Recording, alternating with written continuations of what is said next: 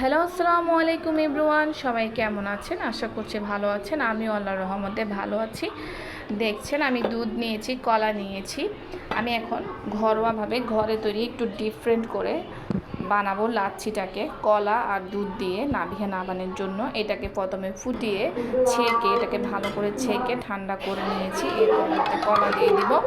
সাথে যদি আপনারা কাজু বাদাম অথবা একটু দই অ্যাড করতে পারেন, অথবা এটাতে একটু বিশেষ স্পেশাল কিছু জাফরান হালকা জাফরান অ্যাড করতে পারেন। এটা আরও বেশি ডিফারেন্ট হবে, ডেলিশিয়াস হবে। আমি নর্মালভাবে ট্রাই করেছি। আমার দুই বাচ্চা কলা খেতে চায় না, দুধও খেতে চায় না।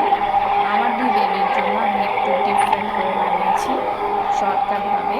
দুপুরবেলায় স্কুল থেকে এসে ঠান্ডা ঠান্ডা এটা যদি আমি খাওয়াই ওদেরকে 2 গ্লাস, দুজনে অনেক খুশি হয়ে যাবে। এই জন্য আপনারাও এটা ট্রাই করতে পারেন, খুবই মজাদার। ফ্রিজে রেখে ঠান্ডা করে খেতে পারেন অথবা বরফ দিয়ে এটাকে পরিবেশন করতে পারেন।